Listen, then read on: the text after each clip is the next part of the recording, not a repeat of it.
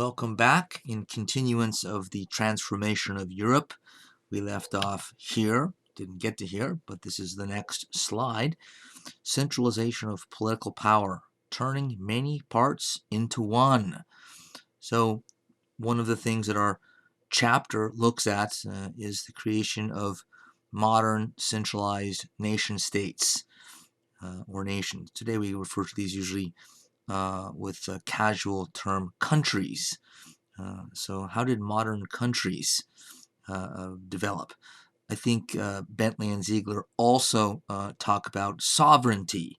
Sovereignty is just another way to say independent power. So if a government has independent power, independent of a larger empire, or, if it's not a colony of another country, it's a sovereign power. So how did centralized nation states centralize their power in such a fashion to make the world basically made up of such entities today? Right? Almost every place in the world is this type of government. There are different sort of subcategories. A centralized nation state, sovereign a country, can be a communist country, it can be a democratic capitalist country, there are all kinds of permeations. But almost every country in the world sort of fits into the general category we're about to explore, and we started to explore at the end of the last segment. So centralize, first of all, I guess we should define centralization. So when power is centralized, it means it's taken, you see the little crude chart there on the left, and the right part of the chart is meant to depict a decentralized system. The left half of the chart is meant to depict a centralized system. So in a decentralized system, power is spread out to some degree. So think of each one of those ovals as a region of a country. Let's take France, since we've been talking about France some already. So if those are 5 different regions of France in a decentralized system, and what you'd have or likely have is in effect 5 separate countries, or at least if there was a central political authority, it wouldn't have much power. Those 5 members of the larger government would have a lot of independence and right to kind of go their own way, to the point where you really wouldn't call it centralized power. There were a lot of these in Europe at the time we're talking about right now that eventually got turned into the pattern and the model on the left, which is one region or one person, one government takes control over all of the other regions, 5 of them again here, and brings them more tightly under their own umbrella and centralizes the power. Power, law, taxation emanates from usually a capital city where the king, the government is centralized, and so what ends up happening then from one type to the next, from moving from the right to the left on the chart, is you go from decentralized to centralized. You go from power being spread out to it being concentrated, and in a centralized system then compared to on the right side, you have more people and more geographical space under the control and power of one government. So how do you centralize power? Let's say you're a king. If you're a would-be king, you're in the right place. You're going to get some instructions on how to become a king. It's a joke, by the way. So in most of the cases we're looking at in this class, centralization of power is done by monarchies. Again, one of our types of government, but it can be something else as well. In fact, we'll see some different models. So if you're the king or the prime minister of a democratic-leaning country, the ways to centralize are still pretty much the same. And there are other items we can add to the list here, but I've whittled it to 6. One is legitimacy. You have to find a way to make the population that you're ruling over or about to rule over see you as a legitimate ruler, a legitimate government. However you do it doesn't matter. You can lie, but as long as they buy the lie and it makes you legitimate in their eyes, you're good. It can be the truth as well. There are many ways to legitimize. You can connect yourself to earlier people and families and events in history, etc. Whether it's true or not true, if they buy it, then you're in. Uh, you can, and governments can survive or survive for a time without legitimizing, but it's much harder because the population doesn't entirely trust you. Maybe they increasingly miss or distrust you if you're not seen as a legitimate ruler. This is a particular problem when one particular person or faction or political party takes power by force. Then it's like, wait a minute, you're not a legitimate ruler. You just came in like a brute, a ruffian, and clubbed everyone over the head and said you're the ruler. How does that make you legitimate? Such regimes usually have to take great pains to make themselves legitimate. No political system, even a dictatorship, can rely can just sort of let the public and the masses sort of go without any thought or any sort of policy making that thinks about the question of, does the population support us? Some systems require more government or more public support than others, but they all require at least a little bit or some. So legitimacy is almost always an issue. The acquiescence of the nobility, at least when we go back this far, is an issue. To make that more general to fit other times, more recently, the movers and shakers in the society that could be or are rivals of your government, they have to be sort of put in a position where they give in to your power, they give in to your legitimacy. In his case, it's the nobility, the perennial wealthy and powerful families who inherit their wealth and inherit their noble titles, have lots of land, have lots of money, have lots of pull, have a great deal of power, particularly in their specific region of France or Spain or wherever it is. And if you're going to centralize power, you're usually taking power away from them. So on the right hand of our little, again, chart here, we have those five ovals. Think of those as five dukes, high-ranking noblemen. And before I'm the king, who's over here on the left, in the center, the orange bowling pin, I want to centralize. That means I have to find some way to get these five guys to acquiesce and say, okay, you're now our king, and you're going to make the decisions for all five of our regions. We'll still be powerful within our region, but the ultimate power and law and decision making comes down from you. So how do I get them to do that, since they have a pretty good gig as the leader of what's really a smaller country? If it's the top oval there in red. So you have to sometimes make deals. It can be done by force, but then you have the problem of legitimacy, threat of force. You can make deals, offers they can't refuse.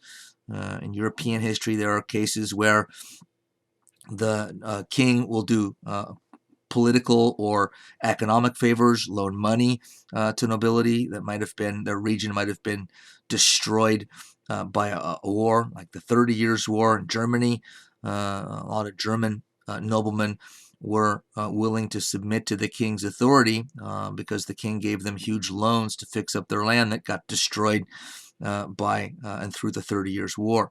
So you have to find a way to bring the nobility to heel, if not to love you, leading them, at least giving in to the idea and the fact that you are the person in power. If you don't do that, the nobility, if they band together, if those five guys there, those five bowling pins in ovals get together, they can make things rough on you.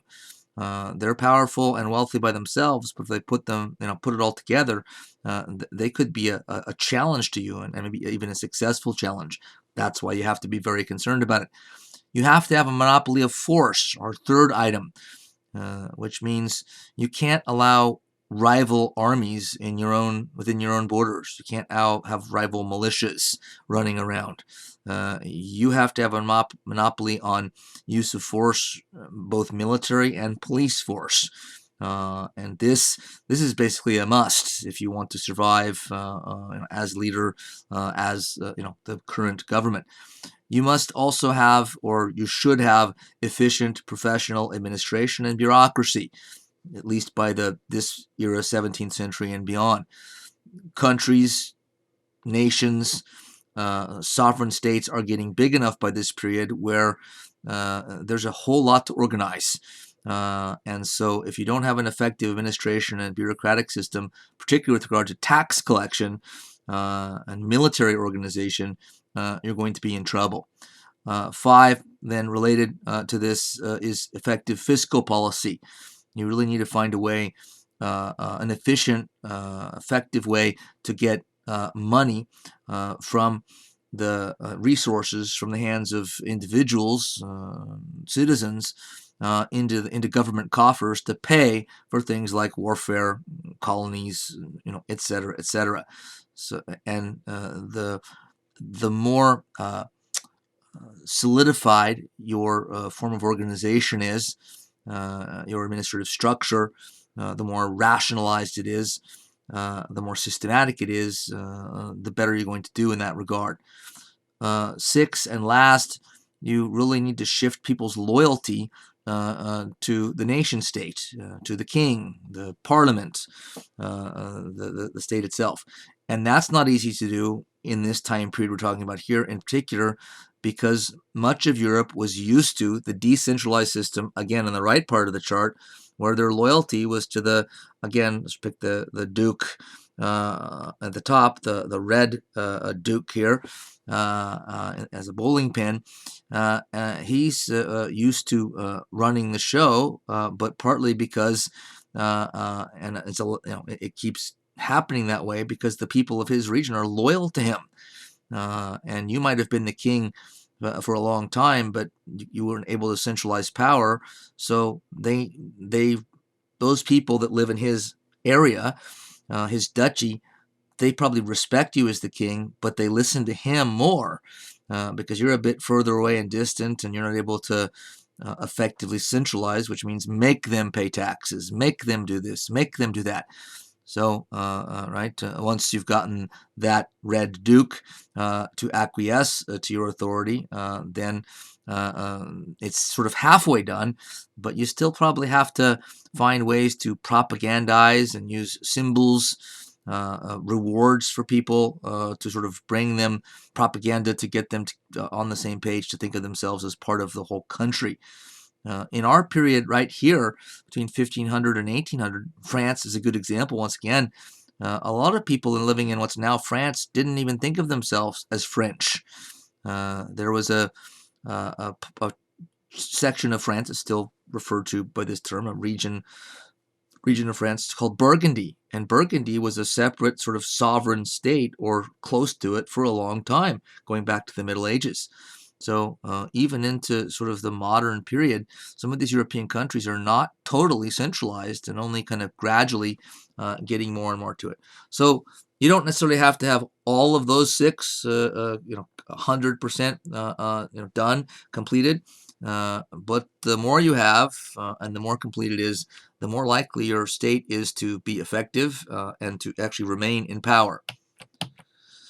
So we're going to look at sort of 2 examples of sovereignty through centralization here, primarily, a couple others quickly, but absolutism in France. So what this means is power was effectively centralized. The state was sovereign, but under an absolute monarch, an absolute king, ruler. And in France, we see, I think, the best example of it, though there are others. And then we'll go across the English Channel and look at England, which is an example of centralization of power, in a sovereign state, done effectively on a different model, what we sometimes call constitutional monarchy. So French absolutism, you could say absolute monarchy is the French model, and across the Channel, which we'll get to, constitutional monarchy is another model, and England is the best example, but not the only one of that. Constitutional monarchy means when you share power. So the king isn't able to rule alone. He has to share power with usually an elected legislature and sometimes a constitution, either written or unwritten. So France goes one way, England goes the other. Uh, the first person we meet in this regard is Cardinal Richelieu, who was mentioned briefly. We talked a while ago about the 30 Years' War. The Catholic cardinal who ruled France for about 17 years, see his time in power at the top. He got, remember, France into the 30 Years' War as the only country that didn't fight on its own religious side. Every other country, kingdom involved in that war, and there were many European countries involved. If they were a Catholic country, they fought on the Catholic side. If they were a Protestant country, they fought on the Protestant side. Not Richelieu's France, because he was looking out more for political interests than he was, religious loyalty, which is ironic since he was a cardinal in the Catholic Church. We're not going to get into that. He was known for being a ruthless wielder of power, known for thinking about sort of power of the state, his own power and the power of the government, the kingdom first, and everything else second. He said famously, "If you give me 6 lines by the most honest of men, I will find something in them which will hang him." That usually requires some translation. He's bragging, and he's saying, "Give me 6 sentences of writing by anybody, anything that they write, just anything that they write. Find something on their, desk that's six sentences long, or more, and I'll find something in those lines that will get them convicted of treason and hung." Basically arguing, I have the skills of a brilliant lawyer. And he wasn't a lawyer, although he originally started training as a lawyer when he was younger. But he's saying, I can manipulate the law and find loopholes that will sort of get me the desired result whenever I want to. And he more or less made good on his, braggadocio here. Major goals achieved. Richelieu, by the way, wasn't the king. The king during his era here was Louis the 13th. King of France, but Cardinal Richelieu had been brought aboard when Louis first became king, because he first became the monarch when he was a kid. So the king's mother brought this guy. This is common in Europe when a boy inherits the crown because his dad dies, young. They bring in a regent, which is someone that's an adult, an advisor to the king, maybe even before, but now they raise this person to be the one who makes the decisions that the king will one day make when he comes of age. And this person, Richelieu in this case, but other regents, they usually also have the job of tutoring the young king. They give him his lessons in statecraft, how to wield power, how to make decisions as a monarch. But when Louis XIII came of age, he realized that this guy Richelieu was so good at making the decisions that he just let him keep doing it. Richelieu had to still run decisions by the king, at least he was supposed to, and so the king could have always fired him and could always disagree with him, and at times he did, but he knew a genius when he saw one, and he let Richelieu stay. I mean, he needed him to stay because he knew how gifted he was at his job. He wasn't nice, by the way. He wasn't the nicest guy in the world. By I say good at his job, we mean wielding power on behalf of France and the king and his government. But he helped Richelieu, that is, helped to centralize the power of the monarchy, mainly at the expense of the nobility, one of our principles of centralization, and something known as the Parlement. The Parlement were a system of courts in France dominated by the nobility. So Richelieu was smart enough to realize if we're going to reduce the power of the nobility, which we need to do to raise the power of the king in our national government, we're going to have to reduce the power of the institution that gives the nobles the most power. They're powerful socially and economically anyway, but they're also power because they control this court system. They're dominant within it, and so we need to reduce the power of the Parlement or the court system. Sometimes bringing the nobles to heel involved rough stuff. Richelieu sent in soldiers and equipment, and sort of sometimes just pulled down their castle walls, just brought them down. Said, sorry, no castle in this region any longer. So, as I said, you can get the nobility to acquiesce in various ways. He actually perfected, in some ways, the use of what were called intendants. These were governors, and he didn't invent this concept, this office, but he used it really effectively, kind of for the first time. This meant something simple to us, but it was something relatively new, at least there at that time, which is send out a royal governor appointed by the king, someone the king trusts and knows, maybe even a family member, to be the governor of that province. And this was extremely controversial, and also one of the ways that you fought the nobility, because the nobility, say, in Normandy, Normandy is a duchy in northwestern France, so there was a Duke of Normandy, the highest ranking nobility, who could run the show there for a long time. And if the king sends out now an intendant, it's basically saying, move over, Mr. Duke, because me, the intendant, is going to call the shots here now in Normandy, not you any longer, because I've been appointed by the king. What are you going to do about it? And sometimes there was conflict. Nobility didn't always give in to these things, or didn't give in for a time. And the intendants were often sent to even spy on the nobility, because kings didn't always trust them, and rightfully so. Sometimes they weren't trustworthy. But the intendants centralized power over time even more effectively. Richelieu helped to centralize the economy through what's known as a mercantilist system, which all Europe really adopted. But this means that the government plays a pretty strong role in trying to control as much of the economy as possible. It's not a socialist economy.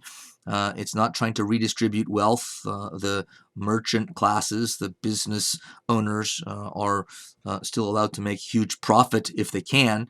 But they are having, it's not a totally free market, because the government is sometimes directing them to do this and not do that, giving government monopolies to certain family businesses and not others, etc. But it did help to centralize power by, in some ways, it couldn't be done completely, but working in the direction of centralizing the economy.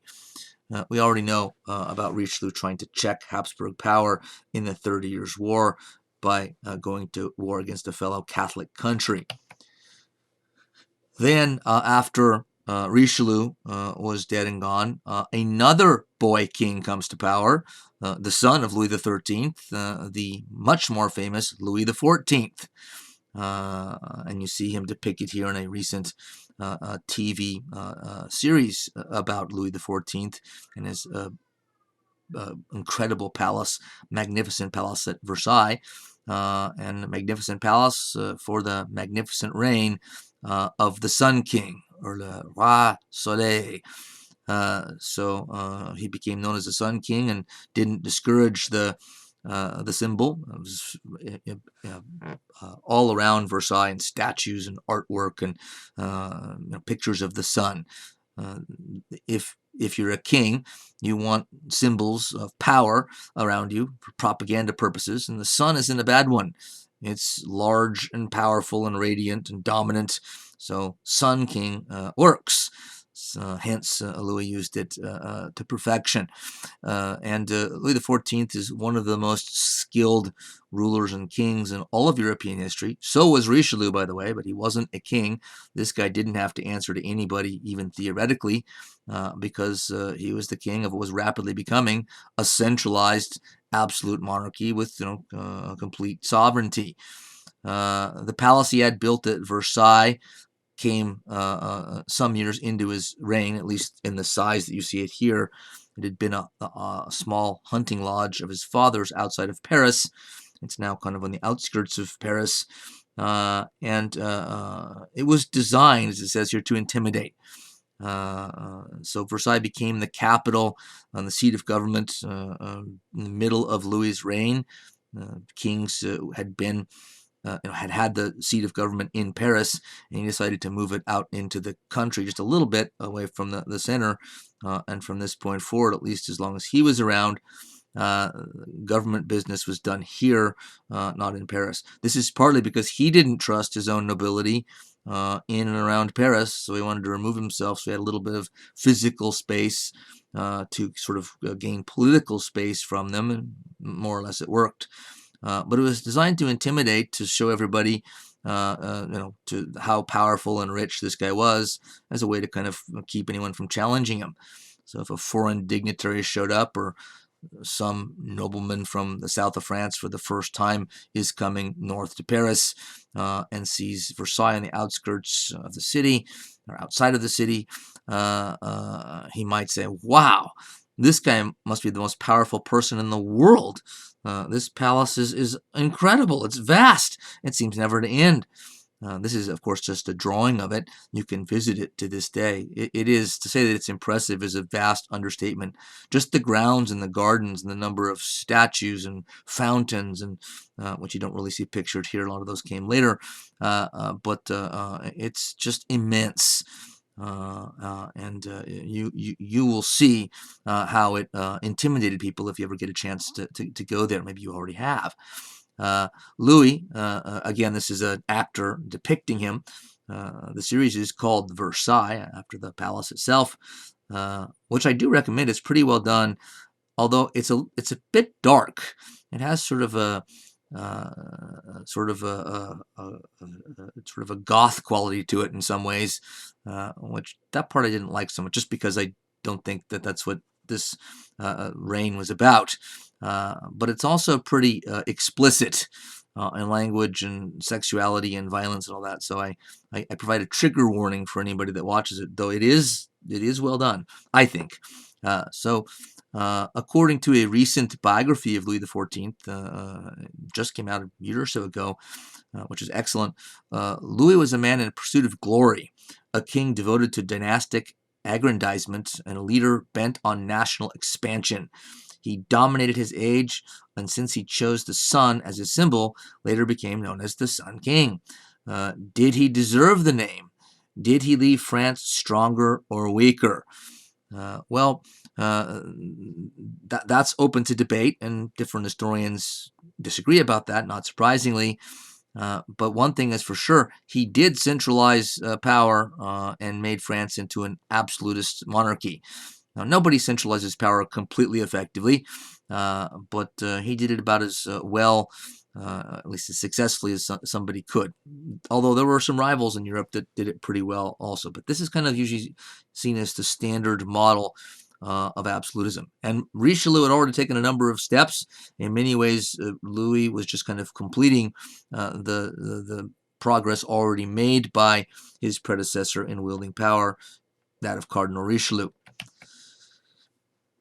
His most brilliant stroke, brilliant is probably not the best word to describe Louis XIV. He wasn't a brilliant, as brilliant a mind as Richelieu was, but he had, I think, real gifts for political decision making, common sense, and he was an extremely hard worker. He stayed on top of things, kept his eye on everything, and so it was really hard to sort of get over on him, to sort of get anything past him. He was partly because he was suspicious of everybody. As a child king, people tried to kill him. There was a civil war where they tried to oust he and his mother and the whole family from power. So, and a lot of his own relatives, cousins and uncles, and aunts were involved in these plots. And so, if you can't trust your family other than his mom and his brother, you're not likely to trust many people. So, but his lack of trust probably made him a more vigilant king in trying to spot loyalty, where he could. But he forced the nobility once Versailles sort of was the seat of power. He forced the nobility to stay there, to live there a certain number of months per year. And this was done by design, political design, to keep them under his watchful eye as much as possible, so they're not away in the south of France somewhere plotting against you in a way that you don't know outside of your intendance. but it also became more elaborate than that. Also quoting from the recent biography I quoted in the last slide, he talked about kings send this message without actually saying it. All of you need to live here most of the year.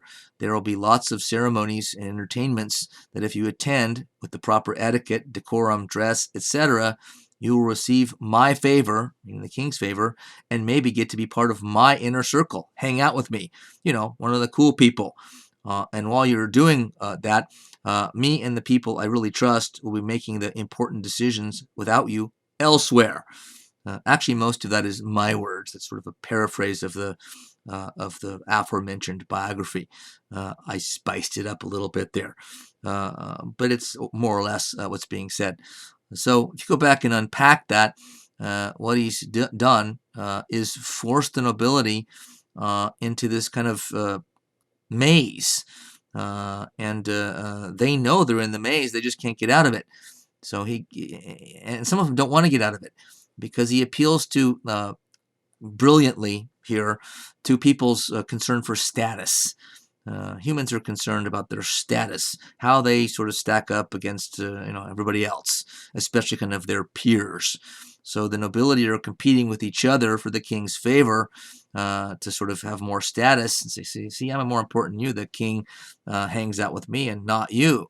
And all the while, that was just a distraction to keep them away from the rooms in the palace where the real decisions were being made between Louis XIV and like the 4 or 5 people that he trusted enough to govern with him.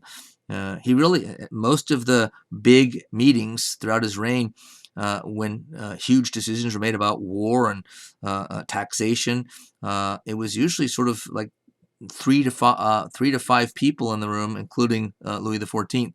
So he trusted very few, played his cards very close to his vest, but it did, I think, make it easier to cement power in his hands and become an absolute monarch in a centralized state.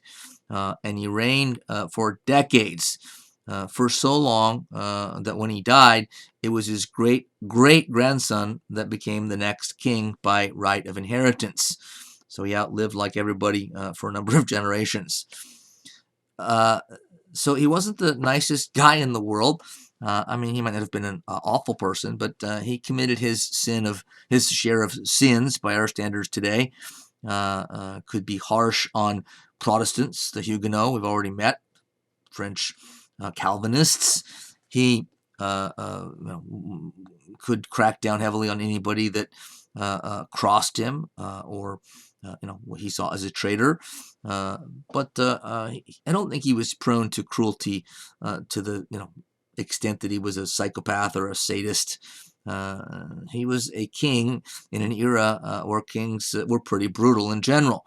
However, his policies, at least this is argued by one side of the divide by historians today, can be seen to have caused a great deal of misery in the countryside among the majority of peasants. Most people were peasant farmers in those days, living on small plots of land, and he taxed them so heavily, and others taxed them as well so heavily, nobility, church, that the peasantry was in a very difficult spot economically and in terms of just their health, underfed, malnourished, because they were so poor. So it does appear that that's a legitimate criticism, that it's mainly through or partially through his policies that the peasantry, which is again the majority, like 85% of the population, were in dire straits by the time he left, and continued to be into the next century. But there are certainly benefits if you're a citizen, and I try to sort of argue both or all sides to things here, at least lay them out there. But centralizing power is beneficial for the citizenry in more obvious ways. If you centralize power effectively and you're a powerful country, you can police your streets and police and defend your borders. You have law and order and security and stability. So people were receiving benefits, even if they're poor, at least in that sense. There wasn't too much of a chance that somebody was going to come in and invade your city and put you out, because this king wouldn't allow it. And his country was rich enough and powerful enough, because it's centralized in all the ways we talked about before, to keep that from happening. Another absolute monarch, just to sort of look at one other one, give us some variety here, and our textbook does mention it also, was Peter the Great in Russia. And he's basically a contemporary of Louis XIV, around the same time. And what he's most famous for is his obsession with making Russia more like the countries in Western Europe. Russia was far, far away from Western Europe, of course, and was considered a European country in some ways, not in others. The Russians themselves consider themselves to some degree European, and not in other ways. But Peter the Great was insistent that the country needed to emulate the West technologically, economically, politically, etc., because he believed they were behind, needed to catch up.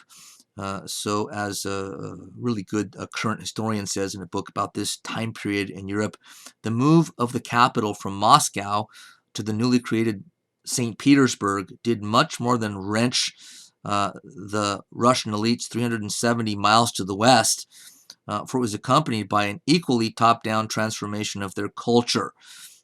So what he's most famous for is saying, to become more like Western Europe, I'm going to move the capital closer to Western Europe.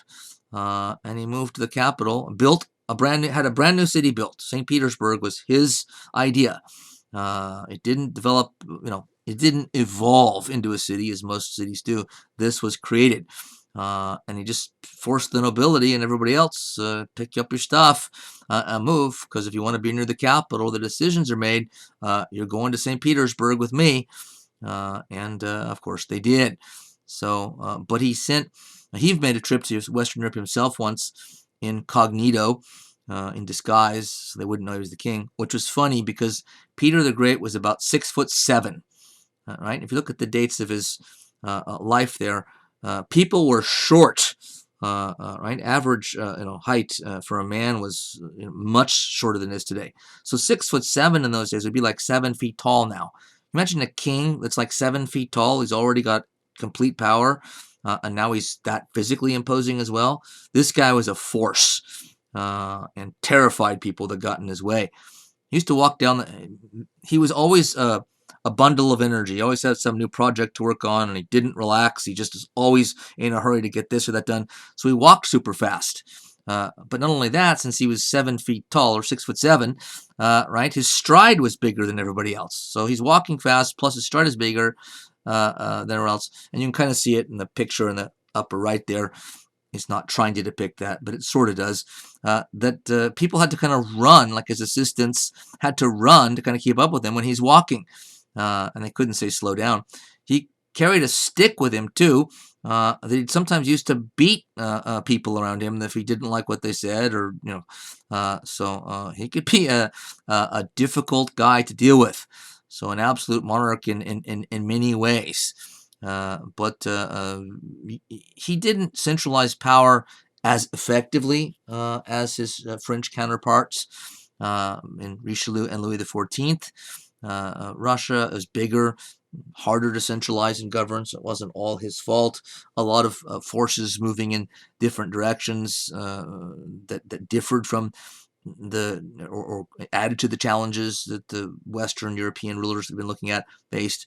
Nonetheless, this becomes an absolute monarchy of of a great deal of power in Europe, even if it wasn't as sort of well put together as some of the other countries in terms of organization, etc. But he was trying to move in that direction. Part of the problem is those that followed him in power didn't necessarily adhere to his original ideas and original policies. So he visited Europe incognito. That's the part I kind of didn't get back to. It's sort of hard. Everybody knows who you are, and if you're 6'7" and the king, doesn't matter what kind of costume you have on. If you're just like a peasant, people in Holland or France are going to say, "Oh, there's Peter the Great with a peasant's outfit on. There's the king, the czar." Because it's hard to sort of hide when you sort of stand out like that. But he visited Western Europe and sent all kinds of other people to find out the way things were built, how technology was constructed. So wanted to look at the economies, the militaries, the science in Western Europe for himself, and sent others to do so and report back to him. So Russia was trying to emulate the Western Europeans to catch up with them, mainly technologically, militarily, and economically. The absolute monarchs of the 18th century, now moving a little bit ahead, tended to fit their time, and we'll see this in a while, by taking on certain policies that fit with what was called the Enlightenment of the 18th century. Enlightened despots, as you see, they're sometimes called. Meaning a despot is somebody that does have absolute power, and it's usually a criticism, meaning they have despotic, top-down, kind of authoritarian power. But enlightened despot, which could be seen as a contradiction in terms, an oxymoron, means that, okay, they're despotic, authoritarian, but Enlightenment has sort of softened them a little bit and made them a bit more open-minded and modern and liberal in their policies. Frederick the Great, King of Prussia, Joseph II, the Holy Roman and Austrian Emperor, and Catherine the Great, who came after Peter in Russia, all of them were effective wielders of absolute power in this kind of new 18th century enlightened despot mold.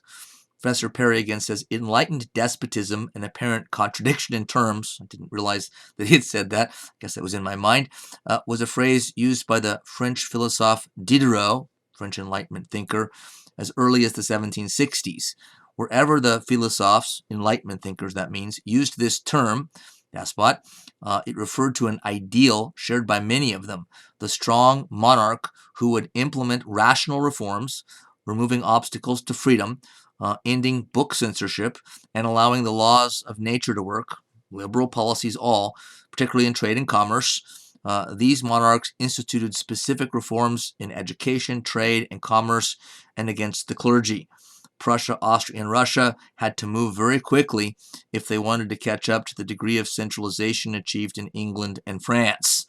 So part of their motivation for liberalizing in the ways mentioned in that quote were not just that they were nice folks. It was because they were behind England and France and realized that could be a problem for us going forward. So to catch up, it seems important to make some of these reforms, which a lot of the ideas were coming from Enlightenment intellectuals and writers like Diderot mentioned there, Voltaire, who we'll see shortly. Did they really, in the end, support the ideals of the Enlightenment, or Enlightenment project, as it's sometimes called? What do you think? You can answer that on your own. I think the answer is yes and no. To play things right down the middle, very courageously on my part.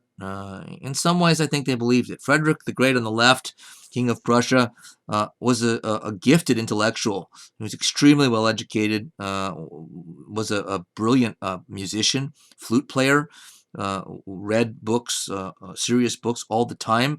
I took like a bookmobile drawn by a horse out in the battlefield, because he's also the general leading his own army. So they had something to do after the battle was over. He'd have a whole wagon full of books. So he knew the Enlightenment ideas through and through because he read all the books. It could have been just out of interest, but I think he really did believe in the ideals. So that's part of the reason for the reforms, like freedom of the press, or at least ending censorship of books. But part of it, I think, was practical and political. That these monarchs living in the Age of Enlightenment saw that it'll look good for me. I'll be more popular, can probably get more done, get more loyalty, get more people to, acquiesce to my authority, legitimize myself more if I'm seen to be sort of up with the times. I'm making the reforms that are kind of the expected of monarchs who are forward thinking during the Enlightenment period.